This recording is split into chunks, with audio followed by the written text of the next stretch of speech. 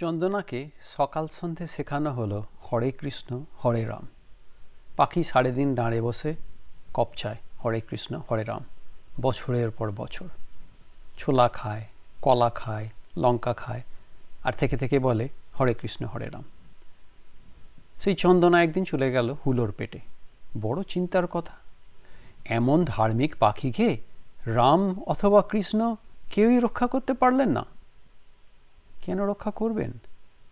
পৃথিবীতে খাদ্য খাদকের সম্পর্ক যে রয়েই গেছে, থাকবেও চিরকাল। এর হাত থেকে তো নিষ্কৃতি নেই। ঠাকুর রামকৃষ্ণ ভীষণ অসুস্থ। শশধর তর্ক চূড়ামণি একদিন ঠাকুরকে বললেন, মহাশয়, শাস্ত্রে পড়েছি আপনাদের ন্যায় পুরুষ ইচ্ছামাত্রই শারীরিক রোগ আরাম করে ফেলতে পারেন। আরাম হোক মনে করে, মন একাগ্র করে একবার অসুস্থ স্থানে কিছুক্ষণ রাখলেই সব সেরে যায়। আপনার একবার এরূপ করলে হয় না? ঠাকুর বললেন, তুমি পণ্ডিত হয়ে একথা কি করে বললে গো? যে মন সচ্চিদানন্দকে দিয়েছি তাকে সেখান থেকে তুলে এনে এ ভাঙা হাড়মাসের খাঁচাটার ওপর দিতে কি আর প্রবৃত্তি হয়? পৃথিবীর তাবৎ ব্যাপারটাকে ভালোভাবে বুঝে নিলে দু ধরনের সত্য বেরিয়ে আসবে। এক হলো পার্থিব সত্য, পৃথিবীতে যা ঘটে, যা ঘটে আসছে অনন্তকাল ধরে, যা ঘটবে চিরকাল। দেহ ধারণের খাজনা আমাকে দিতেই হবে। রোগ, শোক, জড়া, ব্যাধি, মৃত্যুর কবচ পড়েই জন্ম আমাদের। আমি এগোচ্ছি, আমার পাশে পাশে কাঁধে হাত রেখে পরম বন্ধুর মতো হাঁটছে মৃত্যু। তার ঝোলাঝুলিতে উপহারের অন্ত নেই। বহু ধরনের অসুখের আড়তদার, বহু বিচিত্র দুর্ঘটনার সংঘটক তিনি। কখন তিনি দয়া করে আমাকে কি দেবেন তিনিই জানেন, আমি জানি না। তিনি এক মহামান্য বিচারকের মতো। যে কোনো সময় যে কোনো দণ্ড তিনি দিতে পারেন। এমন কোনো উচ্চ আদালত নেই যেখানে আমার আপিল চলবে। এরপর আছে বেঁচে থাকার প্রশ্ন। ঈশ্বরের কোষাগার থেকে আমার জন্যে মোহর আসবে না। খাদ্যভাণ্ডার থেকে ভাড়ে ভাড়ে খাবার আসবে না।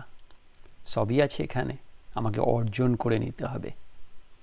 দেহের মাঝখানে লেগে আছে পেট। সেই পেট আমাকে ঘোরাবে নাকে দড়ি দিয়ে। আমি কারোর দাস হব, কেউ আমার দাস হবে। বড় দাস, ছোট দাস, দাসের দাস, দাসানুদাস।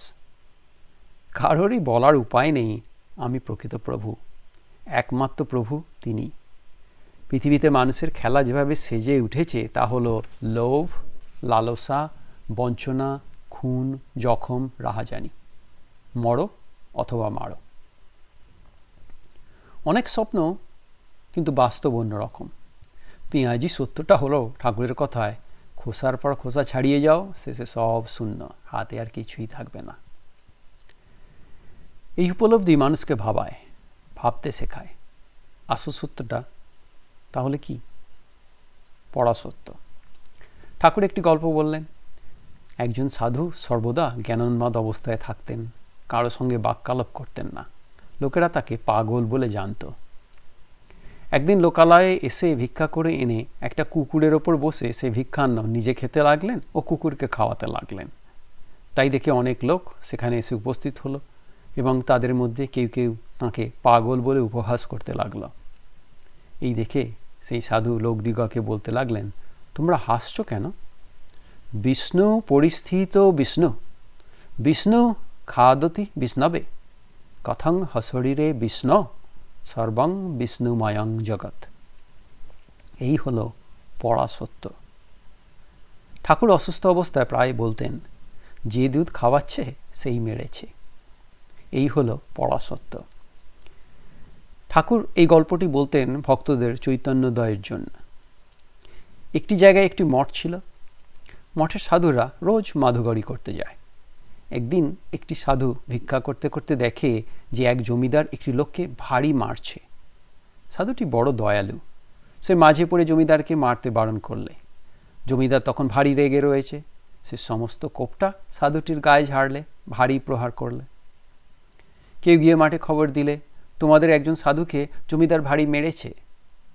মঠের সাধুরা দৌড়ে এসে দেখে সাধুটি অচৈতন্য হয়ে পড়ে রয়েছে। তখন তারা 5 জন ধরাধরি করে তাকে মঠের ভিতরে নিয়ে গিয়ে একটি ঘরে শোয়ালে। সাধু অজ্ঞান, চারিদিকে মঠের লোকে ঘিরে বিমর্ষ হয়ে বসে আছে, কেউ কেউ বাতাস করছে। একজন বললে, মুখে একটু দুধ দিয়ে দেখা যাক। মুখে দুধ দিতে দিতে সাধুর চৈতন্য হলো, চোখ মেলে দেখতে লাগলো। একজন বললে, ওহে দেখি জ্ঞান হয়েছে কিনা, লোক চিনতে পারছে কিনা। তখন সে সাধুকে খুব চেঁচিয়ে জিজ্ঞেস করলে, মহারাজ তোমাকে কে দুধ খাওয়াচ্ছে? সাধু আস্তে আস্তে বলছে, ভাই যিনি আমাকে মেরেছিলেন তিনিই দুধ খাওয়াচ্ছেন। ঠাকুর ব্যাখ্যা করছেন, যাদের চৈতন্য হয়েছে, যাদের ঈশ্বর সৎ আর সব অসৎ অনিত্য বলে বোধ হয়েছে, তাদের আরেক রকম ভাব। তারা জানে যে ঈশ্বরই একমাত্র কর্তা আর সব অকর্তা। এই জ্ঞানের নামই প্রজ্ঞান। পৃথিবী পাল্টাবে না, যা আছে তাই থাকবে। পাল্টাও নিজেকে, অজ্ঞান থেকে জ্ঞানে, জ্ঞান থেকে বিজ্ঞানে, বিজ্ঞান থেকে প্রজ্ঞানে। সদানন্দে বাঁচার কৌশল আছে আমার ঠাকুরের কাছে। চৈতন্য হলে কি হয়? 1, বেতালে পা পড়ে না। 2, হিসাব করে পাপ ত্যাগ করতে হয় না। ঈশ্বরের উপর এত ভালোবাসা যে যে কর্ম তারা করে সেই কর্মই সৎকর্ম। 3, সেই বোধ জাগে সমস্ত কর্মের কর্তা আমি নই, আমি ঈশ্বরের দাস। আমি যন্ত্র, তিনি যন্ত্রী। তিনি যেমন করান তেমনি করি, যেমন বলান তেমনি বলি, যেমন চালান তেমনি চলি। ঠাকুর আমার মতো চিরকালের গৃহীর চিরগুরু। সংসারে আছি পূর্ণ বিশ্বাসে তাঁকে আমার হাতটি ধরিয়ে, যাতে অন্ধকারে আলের পথে চলতে গিয়ে পুড়ে না যাই। জমিদার পৃথিবী মারবে মারুক, যাঁর পৃথিবী তিনি এসে বাতাস করে দুধ খাওয়াবেন। ঠাকুর চেয়েছেন 1, সাধনা, 2, একটু লজ্জা, 3, সচ্চিদানন্দ প্রেম, 4, মৃত্যু স্মরণ, 5, বিশ্বাস, 6, সতর্কতা, 7, ব্যাকুলতা, 8, মনে মনে ভাবো সব স্বপ্নবধ। মনে রাখো, जहाँ राम तहाँ काम नहीं, जहाँ काम तहाँ नहीं राम, दुहु मिलत नहीं रब रजनी, नहीं मिलत एक ठाम। সঞ্জীব চট্টোপাধ্যায়ের রামকৃষ্ণ কথামৃতর উপরে লেখা প্রবন্ধ 8ম পর্ব পরম পদকর্ণ আমার মতো করে পাঠ করার চেষ্টা করলাম। যাদের ভালো লাগবে আমার এই পুচকে চ্যানেলটাকে একটু সাবস্ক্রাইব করুন, একটু কমেন্ট দেবেন, যাতে পরবর্তী পর্বগুলোকে নিয়ে আসতে পারি।